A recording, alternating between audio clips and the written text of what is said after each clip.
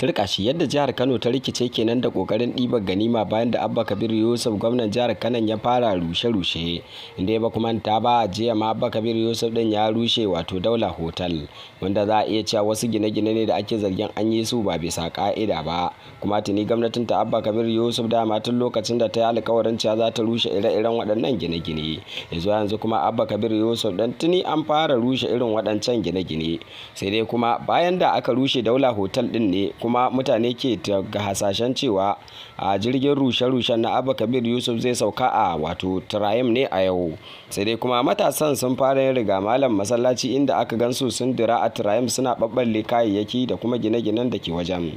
Assalamu alaikum wa rahmatullahi ta'ala wa barakatuhu, yan uwa barkamu da warhaka, sannunmu da sake saduwa da ku a cikin wani sabon bidiyo a wannan channel ta mai albarka. Abba Kabir Yusuf kenan gwamnan jihar Kano, wanda a yanzu haka ya ziyarci Haji Camp inda yake duba wasu ayyuka da kuma yadda aka cinkushe Haji Camp din ko ruwan sha babu. A take kuma Abba Kabir Yusuf din ya tabbatar da cewa an kafa bohol din da zai dinga ba alhazai ruwa. Wannan dai abu ya burge mutane kwarai da gaske, sai dai kuma ana ci gaba da korafi game da ruguzau da Abba Kabir Yusuf din ke yi a wasu sassa na birnin na jihar Kano. Mutane na dai ganin rushe-rushen da Abba Kabir Yusuf ke yi tamkar dai ko wata daukar fansa ce sakamakon takun saka da ke tsakanin su da tsohon gwamna Abdullahi Umar Ganduje. Kuma a wannan sati za a iya cewa Gandujen da ya bude Daula Hotel din daidai da lokacin da za a gudanar da bikin mika mulki, kuma wato Gandujen da ya yi ikirarin cewa babu wani wanda zai zo ya rushe wannan wato Daula Hotel da aka gina, wadda dai an gina fulazoji da dama daga cikinta a Daula Hotel din. Haka ita ma Haji Camp din dai akwai shaguna da dama da aka yi a jikinta,